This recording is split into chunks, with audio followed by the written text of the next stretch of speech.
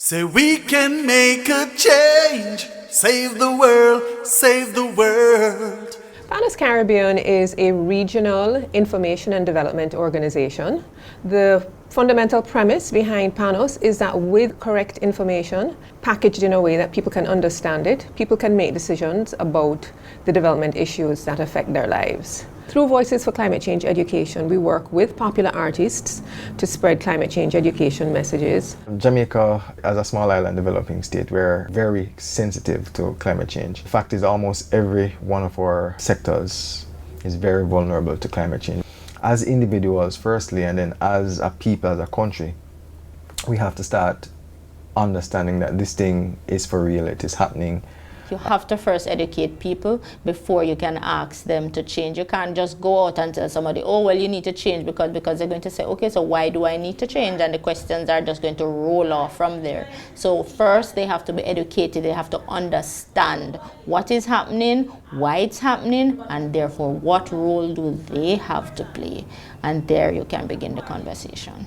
The Planning Institute of Jamaica, through the Climate Data Project, financed by the World Bank under the Climate Investment Funds, was able to, under Component 3 of the project, partner with Panos Caribbean to implement the Voices for Climate Change Education Initiative. It's not a matter of where or how.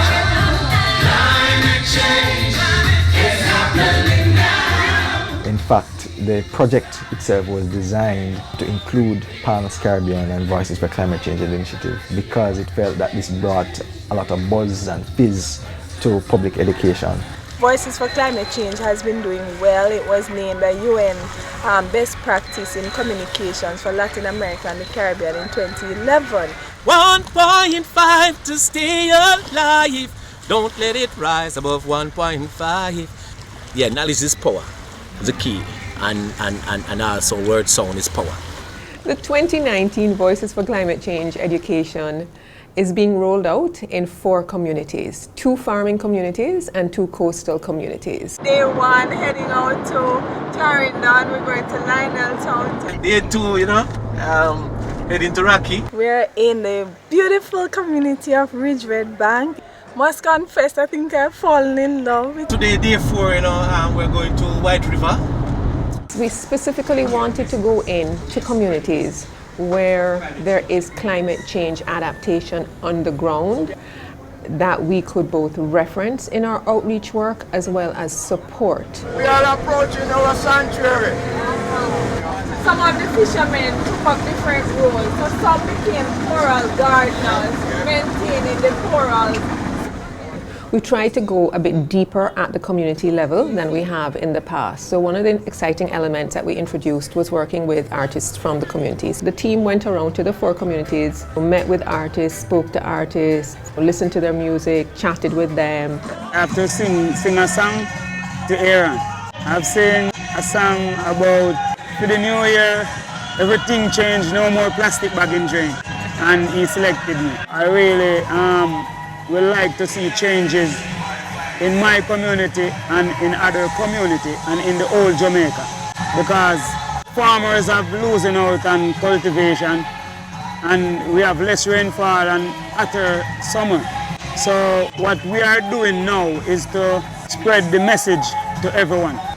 We started in January doing field visits covering the 4 target communities and pulling out recommendations for artists that have an interest, that are very talented and would be willing to volunteer their time with the project. So we ended up with roughly 20 artists working with for the overall project. They participated in 4 workshops, which the workshops were held in the different communities, so they had a chance to see the climate impacts that individual community faced and how the community is trying to adapt to that.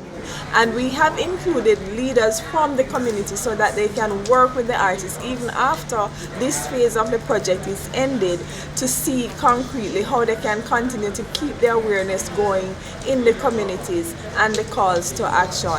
We have several high quality climate change messages in song. We easily can identify maybe 4 or 5. I write this climate change song that anywhere I sing it, people gravitate to it. Mother Nature yearns for life. the more the factories burn, she cries. When will we learn and be wise? The more the ice cap melts, the sea rise. The nation burn, the more the factories burn. She cried, when will we learn and be wise? The more the ice cap melts, she cried, Mother Nature burn for life. The commitment that the entertainers have. They have a WhatsApp group. 12 o'clock, 2 o'clock, 9 o'clock in the night, they are there communicating. During the time when they were supposed to be preparing for the concert, they were consulting with each other, advising each other. Write a song and sing it, and the another one would help them say, no man, take out this, you need another line to make it a verse. And the training and the consultation that went in. Like nights I can't sleep, like I'm almost listening to rhythm, trying to find the right words, trying to find that, thing where I can catch the people and grab the people. So I teach a nation about adaptation and mitigation, reduce the situation. 1.5 to save this generation from the industrial revolution. Climate change is unpredictable, it's urgent, it's unpredictable. And I teach a nation about adaptation and mitigation, reduce the situation. 1.5 to save this generation from the industrial revolution.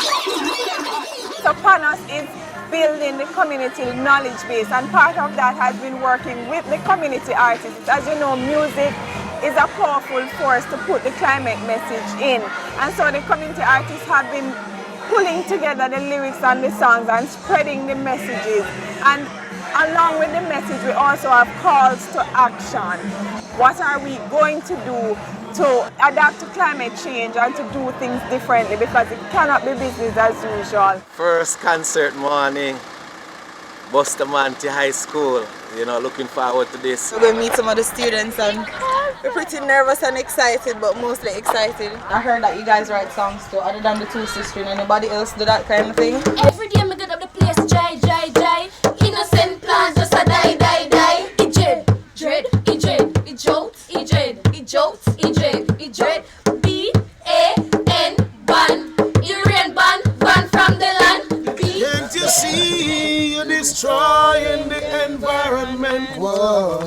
Leave the trees and let them live. Planting a tree instead of cutting down a tree. Yes, exactly. No trees, no rainfall. Alright, come. Let's see. Dig up some different. Daniel? Alright, nice to meet you, Daniel. Tell me 2 ways that climate change impact Jamaica. Hotter weather and we're losing the beaches. Beautify Jamaica, let's start with the beach. A clean environment, that we see. Me no want to see me no see and no care me just sing with me now. So beautify our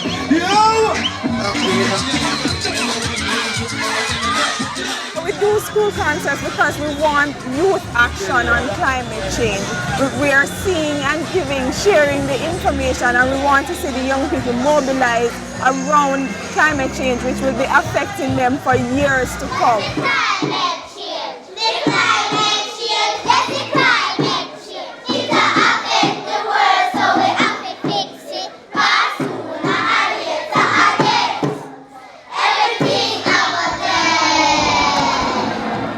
Our mini expo going on now. The concert starts in a few minutes.